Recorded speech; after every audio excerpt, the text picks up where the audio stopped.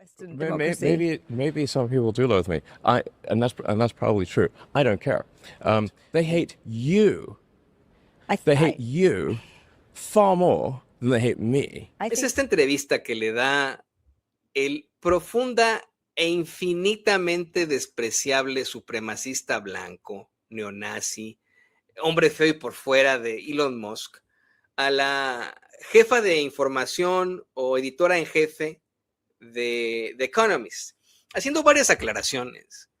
The Economist tampoco es santo de nuestra devoción. The Economist es una revista de la derecha. Pero imagínese usted que para incluso una publicación de derecha tenga a Elon Musk como un verdadero villano, pues ya estamos hablando de palabras mayores. Elon Musk en la entrevista se desvive intentando hablar de pues los vicios que existen y que han existido siempre en el periodismo. Dice que supuestamente la gente odia más al periodismo o a los periodistas y a la prensa que a él mismo. Yo no lo sé. Usted, aquí dígame usted qué es lo que opina, ¿no? Al respecto. No sé tampoco no sé a qué prensa se refiera, porque pues él es un sujeto de la ultraderecha y un estafador, ¿no? Constantemente cambia de ideas, constantemente cambia de planteamientos. Es un tipo que pues hoy se cree muy estadounidense, pero en su momento se ha cuestionado exactamente cómo llegó a este país, cómo es que trabajó en este país. Se ha planteado que supuestamente, bueno, pues no tenía, se ha planteado eso, no lo siento de cierto, pero que supuestamente no tenía derecho a trabajar acá en los Estados Unidos porque contaba con cierta visa que no le permitía trabajar y aún así lo hizo. Y vamos, ¿no? O sea, es verdaderamente cuestionable que Donald Trump le haya dado esta agencia con la que destruyó, pues vamos, mucho de lo que se utilizaba para, pues, salvaguardar a la justicia social acá en Estados Unidos y en otras partes del mundo. Pero mire, vamos por partes, si me lo permite. Durante años, una parte del mundo se tragó este cuento de que Elon Musk era una especie de genio universal, ¿no? Decían que era un hombre tan extraordinariamente inteligente que podía opinar con autoridad sobre cohetes, automóviles, inteligencia artificial, economía, migración, guerras, historia política y hasta sobre el destino completo de la humanidad. Pero bastó que una periodista de verdad, porque hay que reconocerlo, yo insisto, The Economist no es santo de mi devoción, pero esta señora vaya que lo entrevista como se debe entrevistar a alguien, ¿no? O sea, no se dobló ante Elon Musk, no se hizo chiquita, le cuestionó lo que debió cuestionarle. Bastó que una periodista de verdad se sentara frente a él, investigara un poquitito previamente y le hiciera preguntas de seguimiento para que el supuesto genio terminara exhibido como lo que tantas veces parece ser. Un hombre poderosísimo, pero rodeado de aduladores, que confunde su fortuna con inteligencia y su número de seguidores en su propia red social con la razón. Se plantea que, pues, obviamente, muchos de esos seguidores no son de carne y hueso. La periodista fue Sunny Minton Beddoes, directora o editor-in-chief de The Economist. Durante casi 90 minutos ni insultó a Musk, ni le gritó, ni necesitó convertir la entrevista en espectáculo. Hizo algo mucho más efectivo. Se puso a escuchar la serie de pendejadas que solito Elon Musk dijo. O sea, el que se ensartó solo fue Elon Musk, como esta canción, se me acaba de olvidar la tonada, pero la canción de Chicoche, a quien por cierto me parezco yo cuando tenía el pelo negro y me dejaba solo el bigotito, me decían por ay, Toñito, ¿te pareces a Chicoche? Sí, qué buena onda, ¿no? Chicoche, bueno, Chicoche tiene esta canción de no tiene la culpa la rana de la estaca que se ensarta. Ahorita usted me la va a recordar y ahorita la vamos a buscar. Qué buena canción. Bueno, pues así como la rana que se ensartó en la estaca, así pues este tipejo de Elon Musk, él mismo se ensartó solo. La periodista escuchó sus afirmaciones, pidió que las explicara, contrastó sus fantasías con la realidad y no le permitió escaparse mediante las respuestas vagas que normalmente le celebran sus entrevistadores favoritos. Musk comenzó prometiendo un paraíso tecnológico, Aseguró que dentro de 5 años, la inteligencia artificial superará toda la inteligencia humana combinada, que en aproximadamente una década las máquinas realizarán prácticamente todos los trabajos y que surgirá una abundancia tan grande que el dinero dejará de importar. Do you I'll, sell I'll make another robots? prediction. Money won't matter in 2036. I'm not sure that the people who bought your shares think that money won't matter in Well, 2036. what do you want money for? You want money for goods and services, right? You want money for obviously food, housing, transport, entertainment.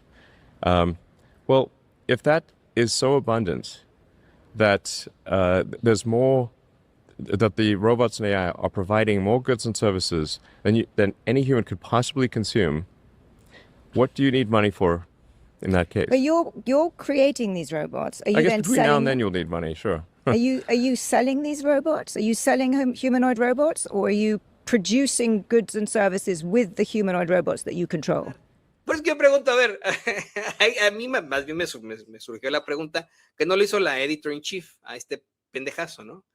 Pero fue así de, güey, pues si en 2036 ya el dinero va a ser irrelevante, no se va a necesitar, regálalo, regala todo el dinero que tienes, alimenta al mundo, hijo de la chingada, ¿no? Pero bueno, según él, los gobiernos podrán simplemente repartir cheques porque los robots y la inteligencia artificial producirán más bienes y servicios de los que cualquier persona podía consumir. Entonces Beddoes le hizo una pregunta elemental. ¿De dónde saldrá el dinero de esos cheques? Si los gobiernos imprimen dinero sin ingresos que lo respalden, ¿no producirán inflación? Y ahí fue donde el gran visionario, nótese mi sarcasmo, comenzó a divagar, a naufragar. Respondió que no, que en su futuro existirá tanta abundancia que de alguna manera imprimir dinero provocará deflación. O sea, está loco, es como estos pendejos, de verdad, ¿no? Y llegó a existir, ¿eh? Que pues imprimían dinero, obviamente inflando la moneda, provocando devaluación absoluta en varios países. Es de verdad, ¿no? Es el concepto del niño de 5 años. Mi niña de 5 años me pregunta, oye, papá, pues si le hace falta dinero a Estados Unidos por esto, le hace falta dinero a México por esto, ¿por qué no imprimen más dinero y ya, no? Bueno, es el argumento de un niño de 5 años, no de un señor que desafortunadamente tiene todo el dinero del mundo. Musk describió una especie de comunismo espacial en el que las máquinas producen para todos, el trabajo deja de ser necesario y el gobierno distribuye ingresos universales. Eso está muy chingón, ¿no? Imagínese usted que así fuera, ¿no? Que ya dejáramos todos de trabajar, nos dedicáramos nuestra vida a la contemplación y el gobierno nos mantuviera a todos y eso. ¿De verdad se la cree? ¿Es posible eso en el mundo? O sea, y aparte de todo, son estos cabrones que efectivamente están en contra absoluta de lo que es el comunismo y tienen un miedo absoluto. Esa es la nueva idea del MAGA, del movimiento MAGA, ¿no? El echarle la culpa al comunismo, que ya no existe, pues, ¿no? Nunca ha existido, para serle perfectamente honesto. El comunismo per se nunca ha existido. El comunismo en el que los seres humanos deambulan por las calles sin necesidad de papel, moneda, sin necesidad de una fuerza coercitiva, en el que verdaderamente existe esa utopía comunista, nunca ha existido. Ha existido el socialismo, han existido gobiernos socialistas, pero comunismo nunca ha existido. Bueno, estos pendejazos del régimen neofascista de Donald Trump ahora quieren asustar a su base política, que pues menos inteligencia que ellos tienen, al decirles que ya regresó el fantasma del comunismo. Y lo que está pidiendo este cuate efectivamente es un comunismo espacial, ¿no? Incluso recomendó leer al escritor Ian Banks para imaginar ese futuro, hasta que la periodista le recordó un pequeño detalle. Banks era socialista. Ahí fue donde yo me empecé pero a carcajear, porque ahí Moss empezó a decir, así como que lo sacaron ahí de su casilla y empezó a trastabillar y lo negó. Vamos, ni siquiera conocía bien la ideología del autor que acababa de recomendar como un fundamento de su visión económica. Le digo, está pero mal el tipo. Pero la entrevista se volvió verdaderamente reveladora cuando llegaron a política. Musk reconoció que se involucró demasiado y que se dejó llevar durante su alianza con Donald Trump. Sin embargo, intentó justificar la devastación de su llamado Departamento de Eficiencia Gubernamental, esta devastación que provocó en la ayuda humanitaria estadounidense. Y aquí este es un tema que hay que tratar con pincitas, porque si efectivamente se ha demostrado que la CIA utilizó USAID, por cierto, así es como se pronuncia, yo no sé por qué incluso esta periodista le llama USAID, no, es USAID, o sea, la idea del acrónimo es USAID, ¿no? Se utilizó durante mucho tiempo USAID para interferir en países, ¿no? O sea, no te pueden dar a tole con el dedo, pero también tenía su parte fachada propositiva, con la que pues efectivamente, ¿no? Se alimentaba a millones de personas en África, por ejemplo, ¿no? Pero bueno, Beddoes le preguntó directamente si niños africanos habían muerto después de que su operación desmantelara abruptamente estos programas de USAID. Musk contestó que la cifra era 0. Después insistió que era un 0.0. You don't buy the idea that anybody, to put it really crudely and simply, any kid in Africa died because of the suddenness with which... 0. I just don't think that's right. I just don't think... I've had people reporting in Africa who... How many NGOs are there that could step in? Because bear in mind, it happened quickly, and there are literally tens of thousands of NGOs. Not everyone functions as fast as you do. If funding is cut off for antiretrovirals overnight and it just stops, then people will die when they don't have access to them. And it just... only if they cannot get funding for that. But the Gates Foundation has $50 billion. What about that? What about any one of a number of organizations? What about well, in lots of these countries, USAID... Mackenzie, whatever her last name is, used to be Bezos, gave $50 billion. What about that? But, let's be practical. In many of these countries, USAID was the biggest funder. But I don't want to have an argument. USAID was a political organization. It may also have been that, but it was the biggest funder of healthcare systems. So I'm very biggest sure funder that there was of regime change. And there may well be benefits from having changed Also, the system. USAID funding was not stopped. It was moved to the State Department. It was stopped. There were huge numbers of things shut down in Africa that were there were health claims related. of this. These claims are false. They're nonsense, absolute nonsense. But when funding is stopped for fraudulent organizations or for something, do you think they're going to say, well, please keep funding the fraud? Or do you think they're going to come up with a sad story that sounds sympathetic in order to get the funding restored? Obviously, it will be the latter, and that's exactly what they did. But 0 died because of Doge. 0.0. I actually have a lot of sympathy for the change of the aid regime that the US under the Trump administration has precipitated. However, I think the pace and the suddenness with which it happened will almost certainly have caused unnecessary suffering and deaths. And I think both of those can be true. No, I think that's totally false. Okay. Well, let's obviously false because there are the amount of funding we're talking about is far less than what can be done than what can be supported via private via foundations like the Gates Foundation or Mackenzie Bezos' foundation. She's given away tens of billions of dollars. The Gates Foundation has tens of billions of dollars. They are capable of acting very quickly. And if they didn't, I would say they're equally responsible. I see. Okay. Obviously. All right. 0 people died because of Doge. No presentó una investigación, una auditoría, no presentó datos verificables, bueno, no presentó pruebas. Afirmó que las organizaciones que reportan muertes eran fraudulentas y en uno de los argumentos más miserables de la entrevista, dijo que estas fundaciones privadas pudieron reemplazar los recursos públicos, por lo tanto, si alguien murió, pues era culpa de estas fundaciones privadas, ¿no? O sea, de verdad, un tipo despreciable que provocó efectivamente la muerte de estas personas que pues sobrevivían gracias al apoyo que daba a Estados Unidos. Vamos, le insisto, este es un tema que hay que tratar a profundidad incluso con el queridísimo Paco Cruz, porque él conoce bien el sistema USAID. Pero es innegable que en algún momento, efectivamente, utilizando como fachada, USAID tenía programas muy positivos en África que efectivamente mantenían a gente pues a flote enfrente de la hambruna. ¿Y quién se los quitó? Pues el hombre más rico sobre la faz de la tierra, el neonazi más rico sobre la faz de la tierra. Pero la ayuda internacional no es una llave que se cierra un viernes y puede ser reemplazada espontáneamente por la caridad privada el lunes. Se interrumpieron medicamentos, alimentos, vacunas, tratamientos y redes logísticas de las que dependían poblaciones enteras.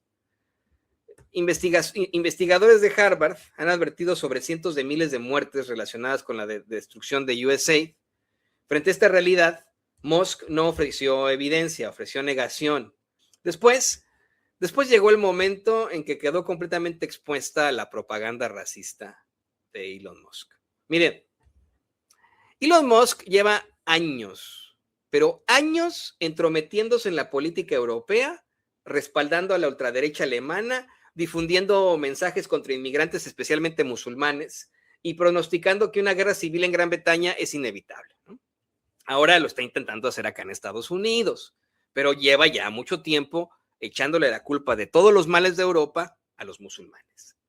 Beddoes, que por cierto es británica y vive la realidad que Musk pretende explicar desde su burbuja en Texas, porque ella vive en Londres, Inglaterra, le preguntó cuándo había visitado por última vez el Reino Unido.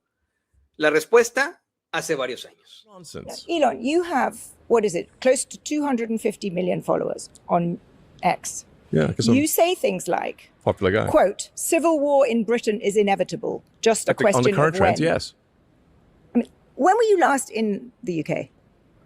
A few years ago. Exactly. So I live there. I'm there the whole time. That is nonsense. You live in a cloistered existence. No, I don't, actually. And the numbers also disprove what you say. What numbers? All the numbers about crime. London is a much safer city than any city in the United States. Violent crime in the UK is not where you think it is. In fact, it's coming down. You have painted, and because you have so many followers, so many Americans believe it, a kind of view that Europe and the UK are kind of, overrun with terrifying Muslim immigrants. There's rape on every corner. There's a sort of civilizational destruction. I haven't said any of those things. If you have a large and rapidly growing group of people whose beliefs are antithetical to Western beliefs, at some point there will be a reckoning. They will try to implement their views, and those who oppose it will oppose it, and that's what you call civil war. And obviously, this is the trend. And you absolutely do live in a cloistered existence. And if you'd like, we can go on a tour of Britain. Sure. I'd be very happy to come on a tour of Britain. And you will see for yourself. You come see my country that I live in all the time, and you haven't been to a few years ago. I've been there literally 100 times. But when was the last time? Literally a few years ago. You know why this exercises me? Because you have really shaped opinion about the UK. And so many Americans I come across and I have conversations with, and and I just had one the other day along the order of, oh, London's such a dangerous place. How can you know? There are sort of grooming gangs everywhere. There's violence everywhere. This is a picture that people get from things that you post or that are posted on X. La periodista le recordó lo que es un hecho en estos momentos ahí en Londres, Inglaterra. Lo mismo que pasa en la Ciudad de México. Londres presenta niveles de violencia inferiores a los de las ciudades estadounidenses y que las estadísticas contradicen esa caricatura de una Europa supuestamente invadida por musulmanes violentos. O sea, ya desde hace varios años, Londres y otras ciudades europeas, a pesar de que tienen alcaldes de origen musulmán o de origen árabe, y lo digo a pesar porque esa es la idea de este pendejo, ¿no? Esa es islamofobia, pero al 100% de este desgraciado. Bueno, incluso teniendo estas realidades, tienen niveles de violencia muchísimo más bajos que, por ejemplo, aquí Kansas City o la ciudad de Miami, Florida, o estoy pensando en ciudades que son muy, muy, muy duras en cuanto a la criminalidad. Filadelfia, ¿no? Por ejemplo, Filadelfia, Chicago, etcétera, etcétera, etcétera, etcétera, etcétera, etcétera. También lo confrontó por promover durante 48 horas Citizen Vigilante, una película que pinta una Europa distópica, glorifica la violencia de justicieros y culmina con el asesinato de una familia musulmana desarmada. And for example, you're posting for, what was it, 48 hours of Citizen Vigilante, that film which, paints a dystopian, I've watched it. Yes. It was not fun. I watched it yesterday. It's not a very good movie. But it also paints a dystopian picture of Europe. And it glorifies vigilante violence. It glorifies the murdering of a Muslim immigrant family. I honestly think that it is irresponsible for you to put that up on X. I think that it's a movie, and it's worth watching. Eso es lo importante. Musk no llegó a sus conclusiones después de estudiar los datos. Primero adoptó una ideología supremacista y después... Por favor, suscríbase y si puede, apoye este proyecto de periodismo libre e independiente con un superchat. No le hace que este sea un video pregrabado. También nos puede hacer un donativo. Aquí abajito de la pantalla hay un signo de pesos o de dólares adentro de un corazoncito que dice gracias o thanks. Píquele ahí y apoya la verdad con justicia. Después seleccionó contenidos capaces de alimentar el miedo que necesita para justificarla. Cuando le recordaron que dentro de la Alternativa para Alemania, sabes, partiducho de mierda, ultraderecha, neonazi, cuando le recordaron que dentro de este partiducho existen neonazis y militantes sancionados por difundir propaganda nazi, Musk trató de presentarlos como ciudadanos normales que solamente quieren fronteras seguras, ciudades tranquilas y un gasto responsable. La vieja maniobra de blanquear el fascismo, esconder el odio detrás de sus palabras que suenan razonables. Y ahí le va. Es que tenía que defender a Alternativa para Alemania, este hijo de la chingada, porque él es mucho más radical que los mismos militantes y políticos de Alternativa para Alemania. Uno escucha hablar a estos cuates en sus mítines y dice, bueno, pues sí son racistas, pero no tan racistas, no tan supremacistas blancos como Elon Musk. Musk de verdad ha hablado incluso de su admiración por neonazis, por nazis, ¿no? Por nazis en su momento, por sistemas de la Alemania nazi. O sea, él es mucho más radical neonazi, en la opinión de su servidor, que los mismos militantes y políticos de Alternativa para Alemania, ¿no? Y cuando Beddoes le preguntó por las acusaciones de racismo, el hombre más rico del mundo recurrió a una defensa digna del tío racista, que asegura no serlo porque conoce una persona de color. Dijo que su pareja es mitad india, que tiene hijos con ella y que sus empresas cuentan con ejecutivos de diferentes razas. Y ahí le va. People say that you're a racist. What is the motivation for doing that? Are you fomenting? My partner is she's half Indian, and and I have 4 children with her. One of them was named after a famous Indian physicist. So I would say I'm not racist, and also if you look at the people that are employed at my companies, we have senior executives of all races. There's I don't think there's any racism there. Esta es la opinión de su servidor. También he estado buscando a psicólogos y sociólogos para hablar del hecho, pero fíjese, a mí me da la impresión de que los racistas tienden mucho a esto, en esta inseguridad que tienen los racistas, los clasistas, buscan mucho, ¿no? Tener parejas de otra etnia para de alguna otra forma, en medio de esta inseguridad que tienen y esta patología que enfrentan, ejercer algún tipo de control sobre dicha etnia. Y eso, le digo, se lo voy a preguntar a un psicólogo, psiquiatra, sociólogo, socióloga, ¿no? Al respecto de esto. Me da la impresión de que podría incluso ser un fetiche sexual. O sea, el hecho de que un cabrón, un hombre caucásico, heterosexual y en su mayoría cristiano, tenga una pareja de color perteneciente a cualquier otra etnia, no significa que el tipo no sea racista, Yo conozco a tantos racistas que viven que tienen este tipo de parejas. Y le insisto, me da la impresión de que en todo caso, pues una patología que apela al control sobre dicha etnia, en todo caso. El racismo no desaparece porque el racista tenga pareja, empleados, amigos o familiares pertenecientes a las comunidades que desprecia. El racismo se identifica mediante las ideas que alguien promueve los movimientos que financia, las mentiras que difunde y las personas contra las que utiliza su poder. Musk ha respaldado a este partido de ultraderecha neonazi alemán llamado Alternativa para Alemania. Pidió a los alemanes dejar de concentrarse tanto en la culpa histórica por el nazismo y realizó públicamente un gesto que expertos, dirigentes políticos y organizaciones contra el odio identificaron como un saludo nazi. Después promovió una película antimigrante celebrada por supremacistas blancos. No lo llamamos neonazi por un insulto improvisado. Lo describimos mediante la conducta pública que él mismo eligió. Beddoes también le planteó una contradicción demoledora. ¿Cómo puede presentarse simultáneamente como el profeta de un futuro maravilloso en el que la tecnología resolverá todos los problemas humanos y participar diariamente en el peor tribalismo de las redes sociales, sembrando miedo, odio y división? Porque eso es Twitter X. Ahora ya le puso X a la plataforma, pero Twitter, dígame usted, de verdad, la peor red social donde están la mayoría de los racistas, la más asquerosa es Twitter. O sea, de verdad, por supuesto que esa es una pregunta con mucha valía de esta señora. ¿Cómo puede presentarse como el profeta del futuro maravilloso en el que la tecnología resuelve todos los problemas humanos, al mismo tiempo que participa en el peor tribalismo de las redes sociales, sembrando miedo, sembrando odio y sembrando división?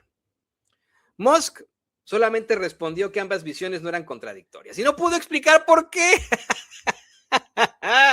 Así de sencillo, no pudo, porque su tecnología mira hacia el futuro, pero su política pretende regresarnos al pasado. Quiere construir cohetes capaces de llegar a Marte, mientras utiliza su red social para resucitar prejuicios que llevaron a la humanidad a sus peores tragedias. Finalmente, cuando ya no pudo responder con argumentos, hizo exactamente lo mismo que Donald Trump. Se puso a atacar a esta señora periodista. Presumió tener casi 250 millones de seguidores en X y aseguró que más personas lo quieren que lo odian. Después comenzó a repetirle a Beddoes que la gente la odiaba a ella y odiaba a... I mean, some people do loathe you. Yes, some people do. But do you understand why? Do you think what you're doing is helpful for Western democracy? Maybe some people do loathe me. And that's probably true. I don't care. But the fact that, as you pointed out, 250 million people follow me is that I think a lot more people actually like me than don't. And I think a lot more people hate you and the media more than you realize. Do you realize the media is despised? Do you realize that journalists, the view of journalists is like, it's like a favorable view of journalists is like 15%. I do know that. In the United States. So the shoe is on the other foot. They hate you.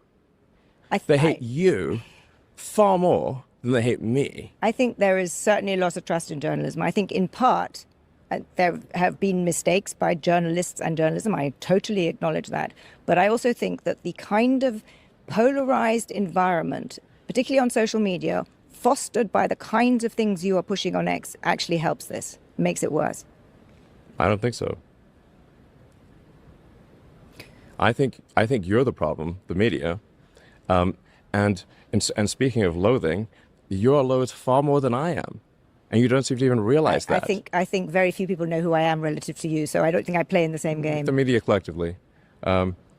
So, I mean, you're hated. Mire, yo le insisto, porque a lo mejor se va conectando usted apenas. The Economist no es santo de mi devoción.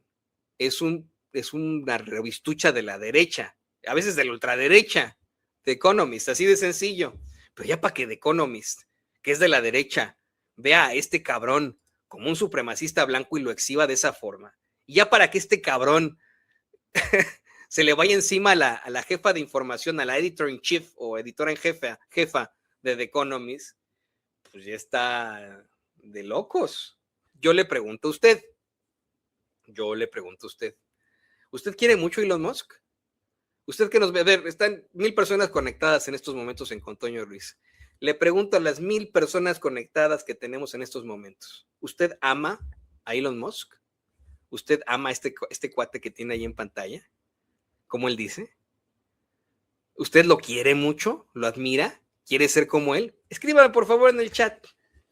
Porque este supuesto genio terminó defendiendo su inteligencia mediante un concurso de popularidad celebrado dentro de la plataforma que él mismo controla. ¿No? O sea, ahí donde podría tener pues muchos trolls y muchos bots a su disposición. Todavía intentó tenderle una trampa. Preguntó por qué The Economist no publicaba artículos sobre las muertes por calor y la necesidad de aire acondicionado. Beddoes respondió tranquilamente que acababan de dedicar una portada y varios textos precisamente a ese asunto. Debería leernos alguna vez, le dijo. Ahí terminó de derrumbarse este personaje. Musk acusa a la prensa de ignorar temas sin haber leído lo que publica la prensa. Describe un país que no ha visitado durante años. Niega muertes sin presentar pruebas. Recomienda autores cuya ideología es de la izquierda y que él desconoce, cuyos autores son socialistas. Defiende su ausencia de racismo mencionando la ascendencia de su pareja y cree que tener seguidores equivale a tener razón. Otra cosa, durante esa pregunta que le dicen, ¿es usted racista? Él dice, no soy racista porque mi pareja no sé qué, mis empleados no sé cuánto. Luego dice, pero sí estoy en contra de la violación y del asesinato, asegurando según él en su pinche mente cochina y mierda, que según él, ¿no? Todos los musulmanes son violadores y asesinos como Donald Trump. Señoras y señores, dijo que todos los mexicanos éramos narcotraficantes y violadores. Así son estos pendejos de la ultraderecha, supremacistas blancos. Are you anti-Muslim? I'm against having if people are coming to a country with antithetical views, I am against that. I'm against that. You know, I'm against I'm against rape and murder. I'm against the imposition of rules and laws that are contrary to what we've come to accept in the West. And I think it's a crying shame that the sort of traditional media, like you, don't recognize this. Después de la entrevista llamó a Sunny Minton Beddoes, esta señora, una traidora a Occidente. O sea, traidora a la raza blanca. No refutó sus datos, no contestó las preguntas pendientes, no hizo aclaraciones. Dijo, esta señora que me acaba de exhibir es una traidora a la raza blanca. Dijo a Occidente, pero se refiere evidentemente a la raza blanca. La señaló como enemiga. Y cuando, usted seguramente lo conoce, el chef José Andrés le pidió que dejara de actuar como tirano, ahí en Twitter, y que respetara a una periodista que simplemente hizo bien su trabajo, Elon Musk le dijo, eres un asshole, you are an asshole. es un niño, aparte de todo, ¿no? O sea, un niño muy desagradable. Eso confirma que la entrevista dio en el blanco. Elon Musk no quedó como un pendejo porque Sunny Minton Beddoes lo insultara. Quedó como un pendejo porque lo dejó hablar, recordó lo que había dicho, conocía los datos y formuló la pregunta siguiente. Eso debo aceptarlo con todas sus letras. Eso sí es periodismo. Y por eso los poderosos que se acostumbraron a entrevistas a modo, a ser adorados, le tienen tanto miedo al periodismo verdadero.